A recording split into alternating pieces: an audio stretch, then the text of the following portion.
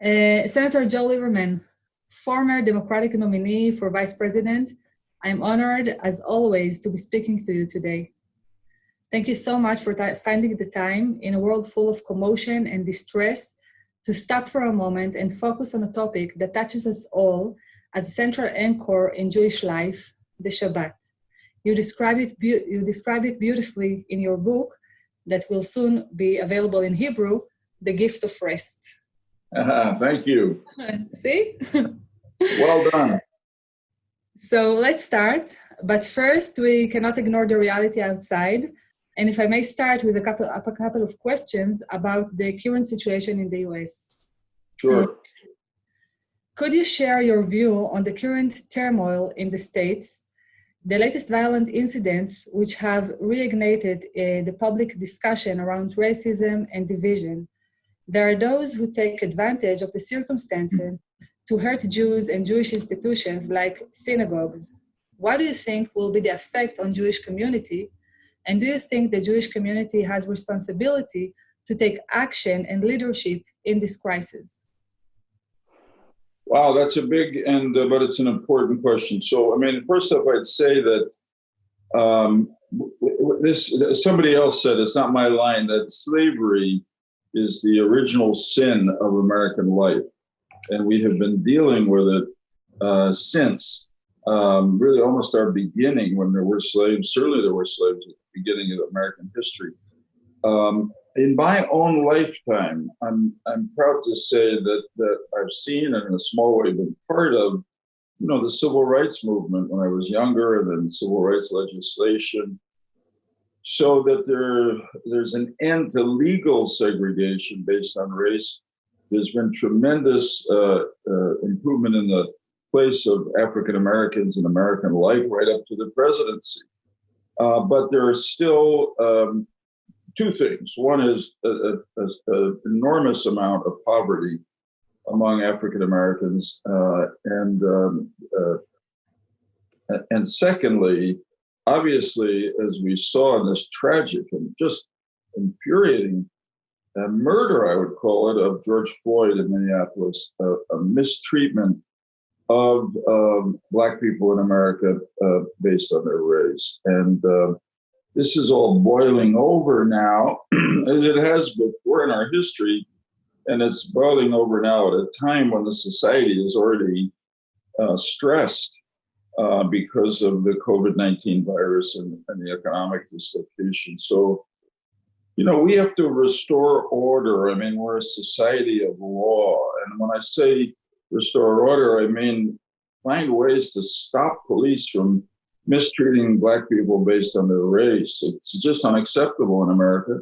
And the second, of course, we can't have a civilized society in which people are provoking essentially anarchy, looting, just insecurity on our streets. So hopefully we can do both at once. I don't think there will be any uniquely or disproportionately adverse effect on the Jewish community in America. I think periodically a synagogue will be marked up, and God forbid something maybe a little worse. I hope not. In other words, there's destruction of property going on all over. What's the role of the Jewish community? Historically, the Jewish community in America have been great advocates for equal treatment, equal opportunity, and equal treatment under law of all Americans, including African Americans. And I think we have to, as a community, rush to the frontier, which is our mandate from Har Sinai, and speak for the law, speak for humanity. And that means doing both, both speaking out against maltreatment of African Americans and also speaking out for the restoration of law in our cities, which are really almost anarchical now. So this is a tough time in our history. We have an election coming up, as you well know. It's hard to say how that will play out. Will people go a little more toward the right, which would be re-electing President Trump in terms of these domestic issues, or will they go to a new face, new person, not new to them, but new to the presidency? And Joe Biden. And it's right now, I would say it's up in the air. Do you think we might see a raise in Aliyah of Jews from the state? Yeah, might. It's an interesting question. I don't think it'll be an enormous increase in Jewish Americans making Aliyah, but I wouldn't be surprised if there's some tick up. Again, I want to stress that at least I don't find at this point that the Jewish community in America feels particularly sort of targeted by these demonstrations or by the African American community.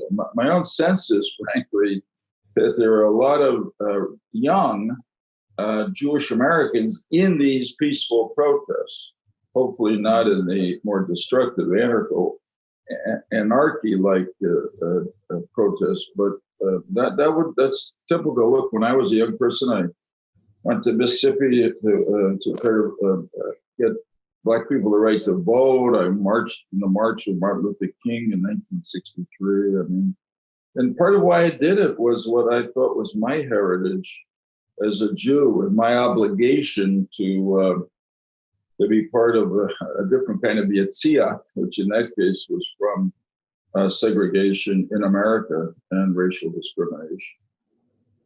Beautiful. To a different subject, there has been a lot of going on recently in the relationship of President Trump with social media, particularly Twitter.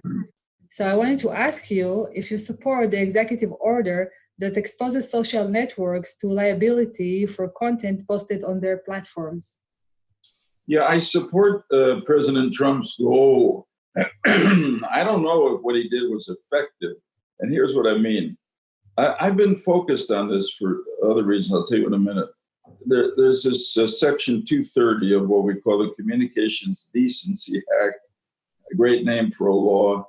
It's been on the books for quite a while, and it essentially says that internet companies, social media companies have no liability for content. In other words, they're not like a newspaper which can be sued for material they print, or even a TV station.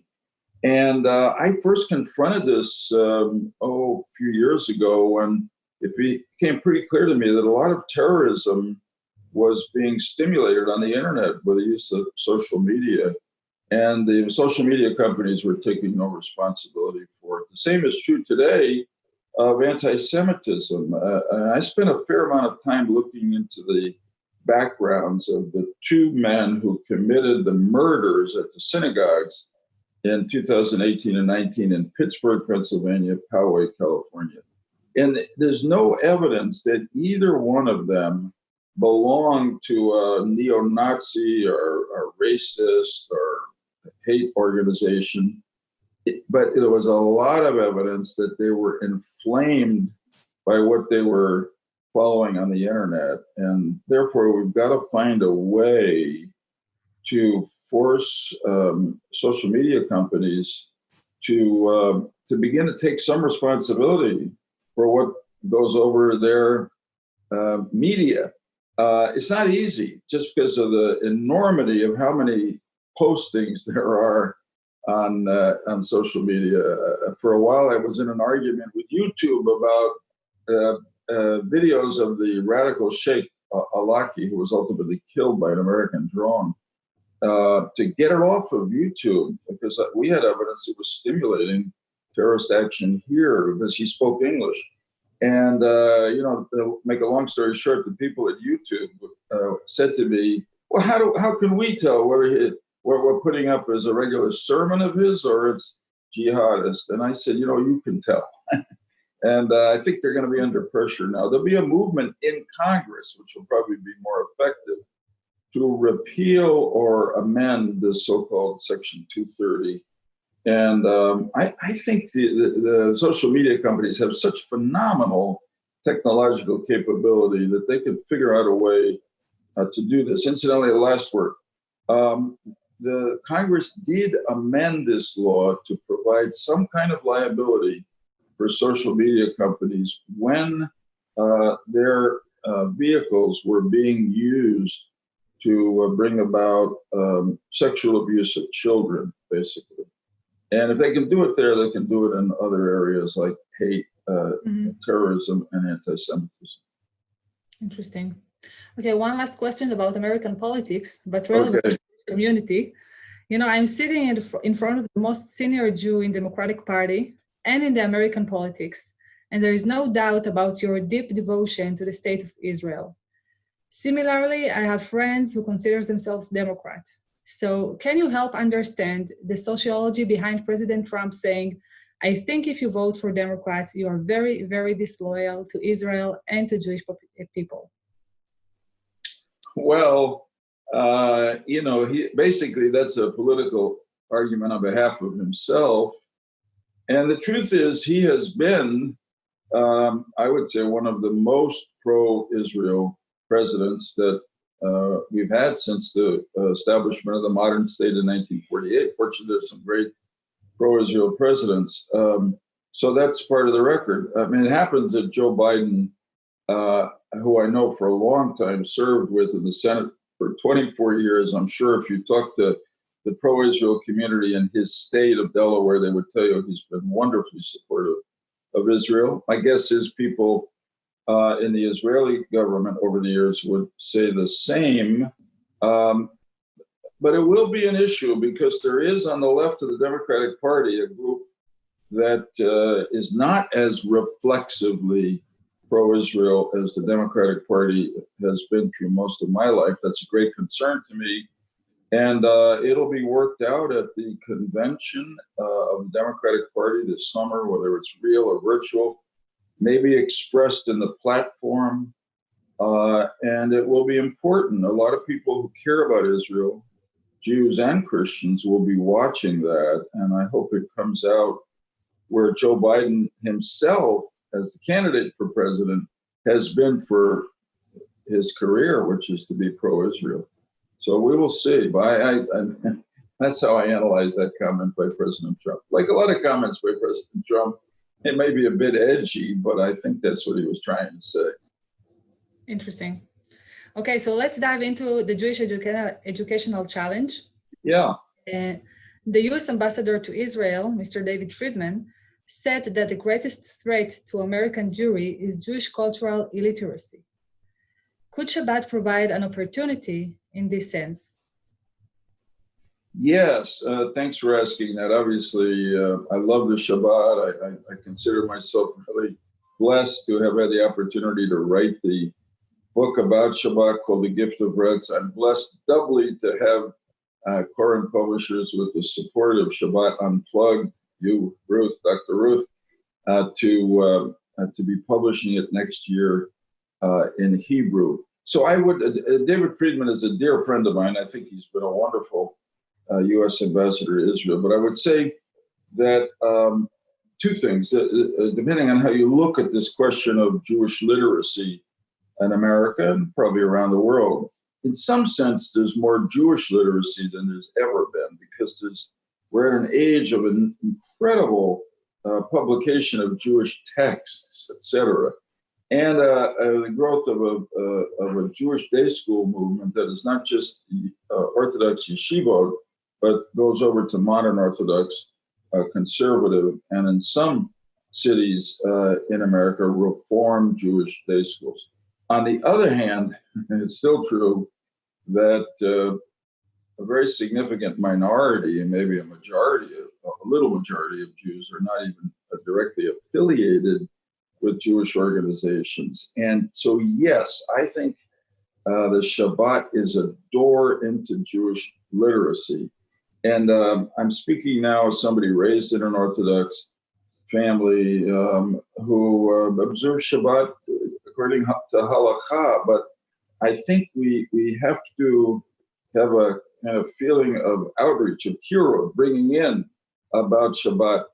And I always remember, and I quote this in the book, I had a friend at my shul in New Haven, Connecticut. I remember his name, Arthur Spiegel of blessed memory. So I had a conversation with him once about Shabbat because he came to shul all the time. But he told me that very often he went out to lunch with his wife on Shabbat and maybe sometimes went to a concert. So I said, look, And then he looked at me and he said, everybody should be able to make their own Shabbat. And that's a simple story, but I couldn't agree more.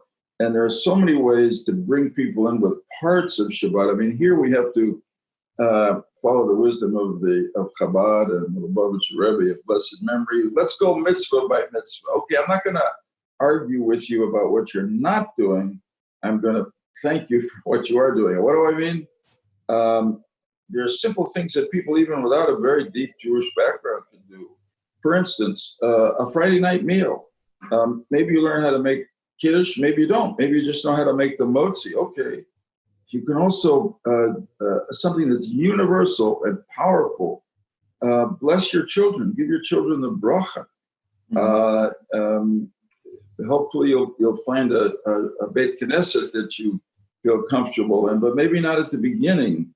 Maybe you'll do what the title of your organization suggests, Shabbat Unplugged. I mean, in the modern world, the beauty and power of Shabbat is amplified by the fact that we're also constantly connected, no getting away from electronics. And yet, as I say in the book, for me, probably the most difficult moment of approaching Shabbat, in addition to when I was in the Senate and making sure I somehow got back to Connecticut before Shabbat began, but the difficult moment is turning off my smartphone because, hey, what's going to happen, you know?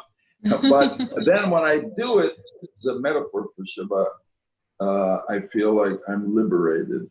And so that's another way. Maybe you'll say to people, maybe we'll say to people about Shabbat as a way to get into it and improve Jewish literacy. Just why don't you start by turning off your smartphone? I'm going to tell you a quick story that I don't think I tell in the book, but this man did a nice comment on the book. His name was Cecil, I think it was Samuel, said I could be wrong. Anyway, Mormon, president of Brigham Young University. I sent him the manuscript. He wrote a beautiful comment about the book. And then he said to me after that he read the book and he said to himself, I'm letting my smartphone interfere with my Sabbath on Sunday. So he said, after I read your book, I decided I'm turning my smartphone off. So he said he created a small tent on the Brigham Young University campus. They couldn't get the president. But I knew, I explained to them, and I also knew if there was a real crisis, I live on the campus, they'd come and get me. And he said, you know, as a result, my Sabbath, my Mormon Christian Sabbath is much more meaningful to me. So there's a lot of doors into this for Jews and non-Jews.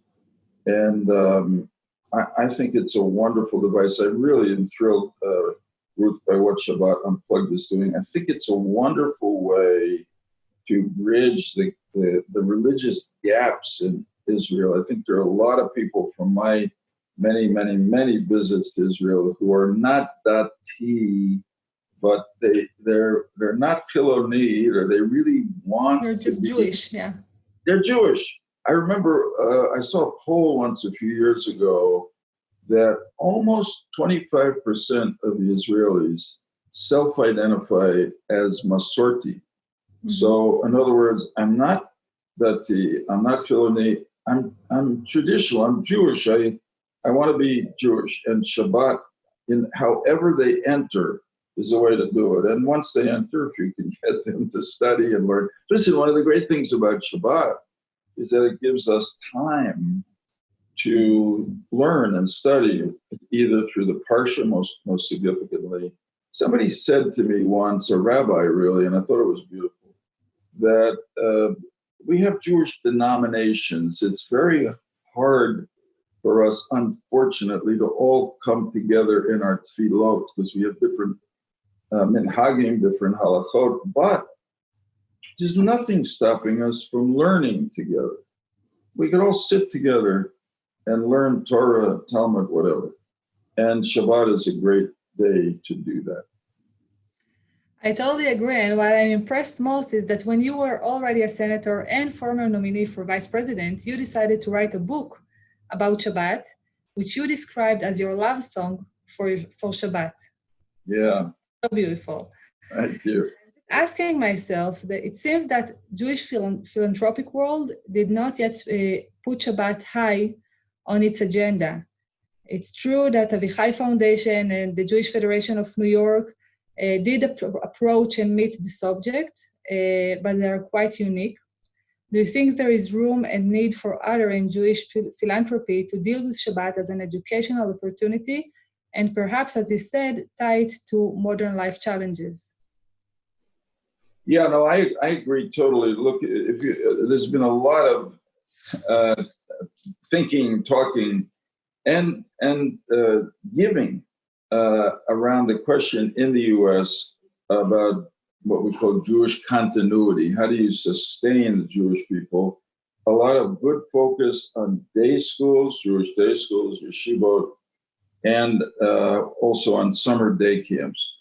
But I think Shabbat has that same capacity, and I hope to bring people in, and in some ways to bring even more people in than Jewish day schools or Jewish summer camps, for all the reasons that we said before. And as a result, I do think that Jewish philanthropies would be wise to give more and more to groups that are reaching out to be makar, to bring people in to Shabbat observance in different ways. Your group does a great job. I know that, Chief Rabbi Goldstein of South Africa has a program, and it's amazing. For instance, how many in some of the cities here in the U.S., how many people get together on the Thursday night before that Shabbat to make challah.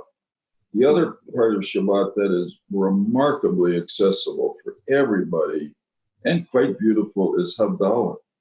Mm-hmm. The ceremonies. The ceremonies, and there's a background, there's a mood, and everybody's together. Years ago, Hadassah, my wife, and I went and spoke at a retreat, probably 1,000 people, for the young leadership of the American Jewish Federations. Friday night, Shabbat morning, services divided. Orthodox, conservative, reform, maybe Reconstructionist, I don't know. But everybody got together for Havdalah because we could all embrace it. And it was quite beautiful, not just because of the Havdalah, but because we were all together. And I hope, that can be a model. So I think, in my opinion, and I'm not here to market, but I think Jewish philanthropic dollars, tzedakah, will return probably the greatest, invested in Shabbat will return the greatest dividends because of what an extraordinary idea it is, what a reality it is, and how much it relates to our life today. As you know, and I'll be really brief about this because I know we don't have all day, I went through periods of my life where I wasn't observing Shabbat, particularly when I was at college. And I came back to it slowly, but I really missed it. And when I came back to it, sometimes the rabbis and others say, you can't really appreciate trying to live by the mitzvahs unless you've had some averas in your past. I don't know if I endorse that. I'm not a rabbi, but I will just say that it was a reality that I left Shabbat for a while. And you actually write about it in your book, and it's very interesting. You're writing that when your grandmother passed away, yes, you felt that your connection to Jewish life is dependent now only on your actions, and this is when you came back to Jewish life and specifically to Shabbat. Exactly right. There was a moment. My grandmother lived with us. We lived with her early in my life. She was, my mother and father were observant, but she was, like, to me, represented Yiddishkeit. And when she passed away at age 86, so I felt that the metaphor of the chain of Jewish history, and that link was out. Now the question was I going to go in and fill that space or just stay back?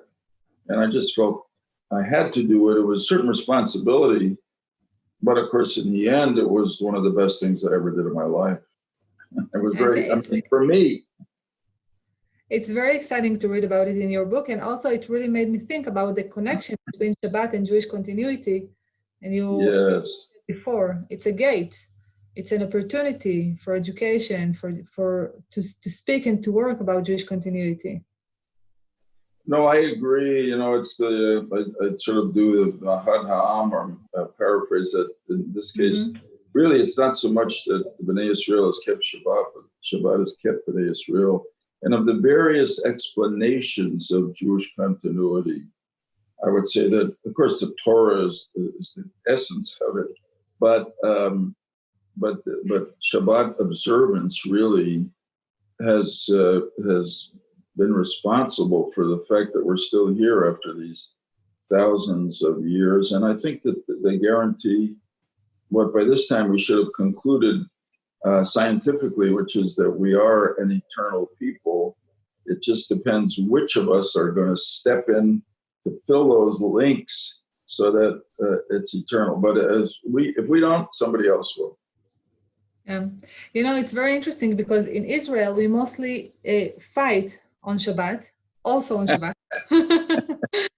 And as you well acquainted with the Israel society and government, I wanted to ask you, how can we make Shabbat a common value in Israel? Why do you think that we fight so much about Shabbat? How it can become a common value and part of the Israeli national ethos? Yeah. So first I thought you meant by fighting good, healthy disputation, debate about Torah or Talmud, and that goes on too, and it should go on. It's the model of Jewish learning and Jewish history that we can figure out how to disagree without dividing. But you're asking a good question, and I think there has to be an understanding. And again, I'm coming at it from the observant side. There has to be an understanding that particularly in a Jewish state, it's difficult because it's a state that wants to live by Torah, by halacha. On the other hand, it can't be, in my opinion, done in a way that seems to push people into a lesser status or make them feel that they're pushed out. I mean, just as, you know, traditionally, and still today, but centuries ago, it's a funny metaphor. I don't think I've ever used it before, but I'm thinking about it because of Shavuot and sweets. Centuries ago, teachers of Judaica, when they started with children, would always give them candy. It was an association with the learning to make it more attractive. Today, in many shuls in America, maybe in Israel too, there are candy men who give out candy. It's not such a bad idea. So we need more adult candy and not the closed door. You're not doing it the way halakha says you must do it. Therefore, you're not only not Shomer Shabbos, maybe you're not even really Jewish. You can't do that. I mean, it's all about Ahavat Yisrael, and the mission is to extend the mitzvot to more and more people, and Shabbat is the beginning of it. So, I mean, I would just say it needs leaders who are tolerant, who are willing to meet on common ground. And what could be better common ground than Shabbat, which is our way of thanking Hashem that we're all here, and also acknowledging Hashem's role in history and our responsibility to sustain that history. And also in a modern time, Shabbat Unplugged, just pulling back and having a kind of sanctuary and time where you're unconnected from the electronics and you have the luxury of 25 hours to spend with your family, to read, to walk, and to go out into nature, whatever, the things you don't have the opportunity to do the other 6 days. So I think we've got to go at this with sweetness and, frankly, love of our fellow Jews and a desire to welcome them into Shabbat observance in whatever way is comfortable for them. Yeah, You know that there is a lot of criticism about Israel's lack of responsibility to the world Jewry. And I wonder if Shabbat can become a bridge between us. And what should the Israeli government do in this regard? Well, it's a really good suggestion. And I'm not sure I have an answer for it, but about what the Israeli government should do.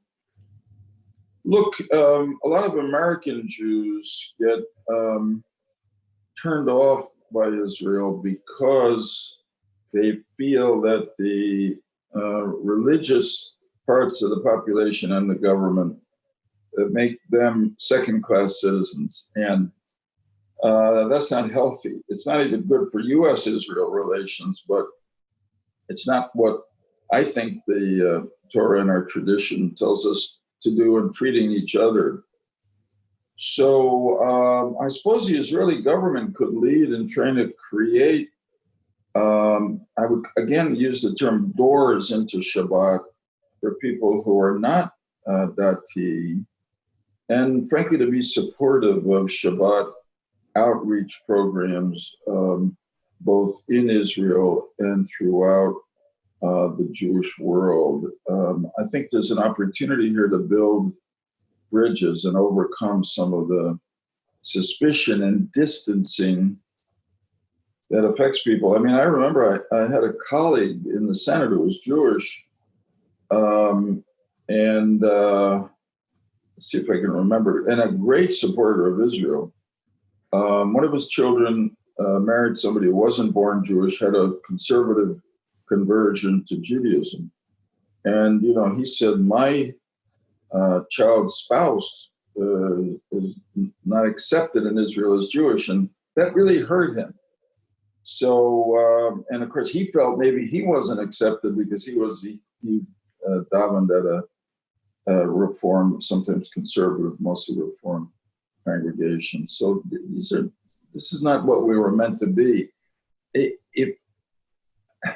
If I or you welcome people in the Shabbat observance who don't observe it like we do, halachically, that doesn't stop us from observing it halachically. Yeah, but as a state, what do you do? Like, you need to decide if there will be buses or won't be buses, if there will be you know, I think that the issue is that we are a state. Yeah. Okay, that's difficult. And I don't have an easy answer to that. I mean, I can tell you on one side, I have children living in Israel, and they live in a pretty frum area. And being there on Shabbat or the Chagim is an unbelievable experience. Moving, nothing's on the road. The kids are walking in the street. Talk about the tranquility of Shabbat. So I would hate to see that destroyed. There's got to be ways to figure out. But very few people in that city want to use a bus on Shabbat. So, I mean, I would be, and here I'm getting involved in politics I shouldn't get involved in, but I would tend to make the buses available where you can in a way on Shabbat that doesn't limit the ability of Dati Israelis from observing Shabbat as they want. I mean, that you know, this is a strange comparison. When I was growing up in Stamford, Connecticut, the Jewish community was strong, but a definite minority. It was a Christian majority. So there was a big fight one year about a nativity scene, the statues of Jesus and parents, and on the town green. And there were some Jews who were really, and others, who were trying to stop that. It was like a violation of their religious freedom. So my grandmother, who we mentioned before, who was an immigrant from Europe, from the Carpathian Mountain area, Romania when she came, now Ukraine. She said, I don't understand this. What does that bother me? I mean, I walk like by it on my way to Shul on Shabbat, but everybody's welcoming me. My neighbors say, Shabbat Shalom, good Shabbos, good Sabbath, Mrs. Monger.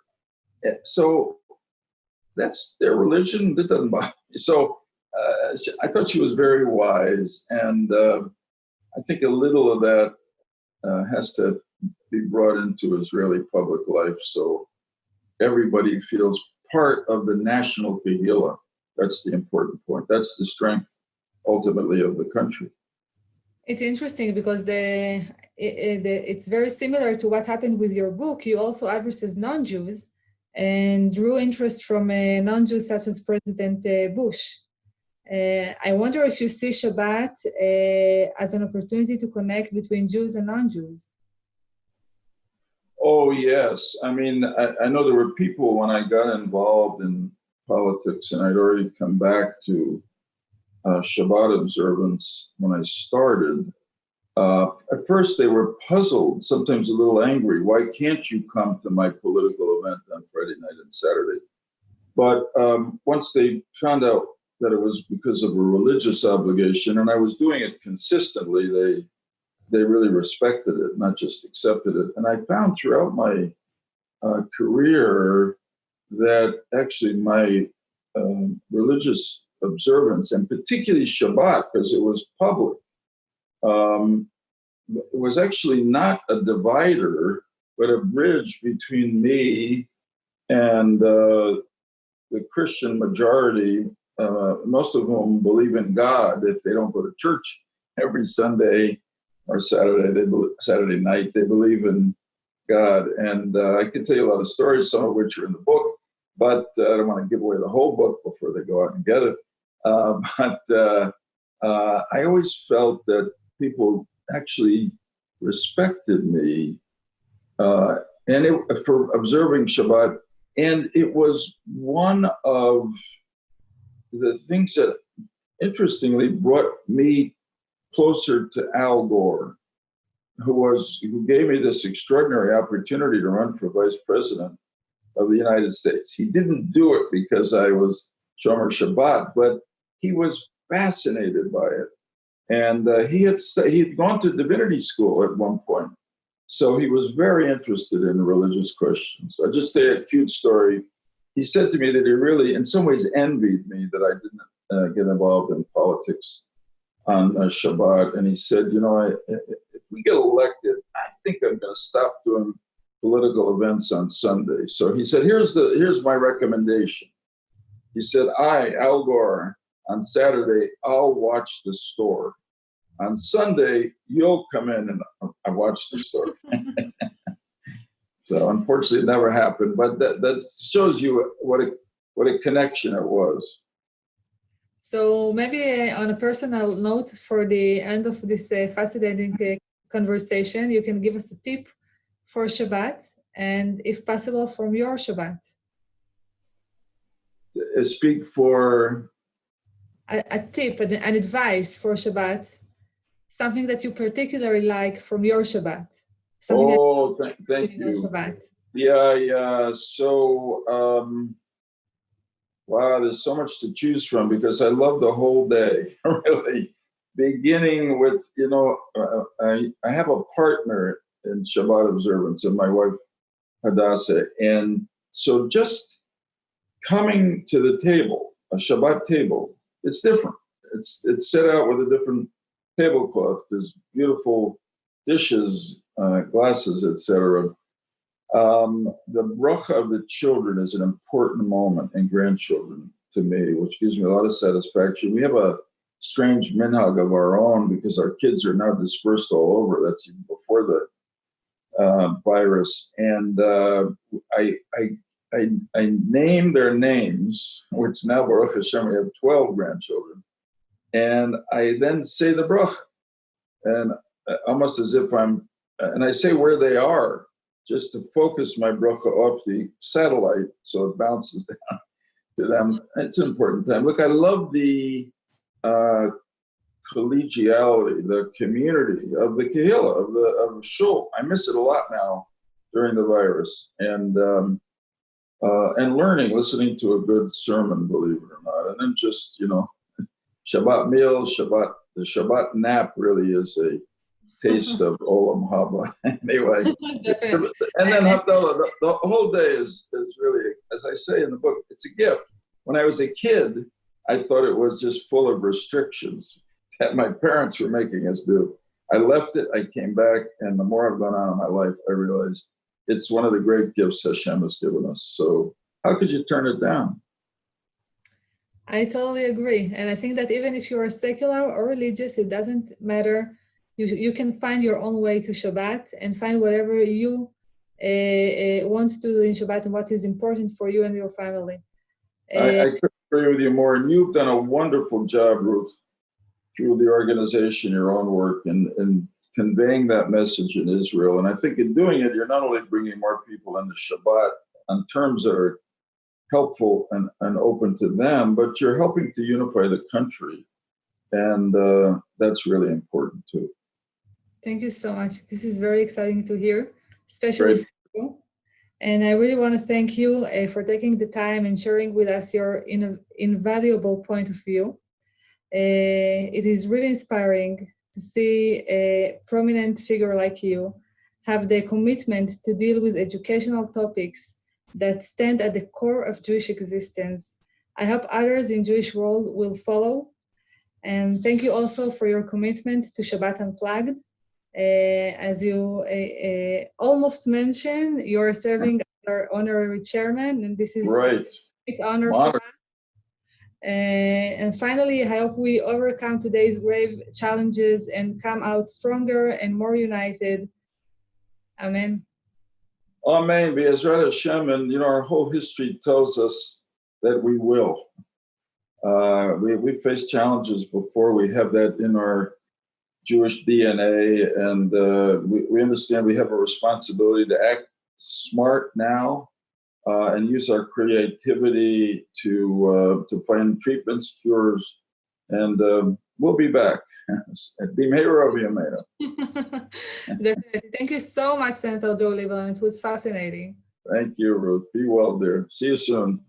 תודה רבה.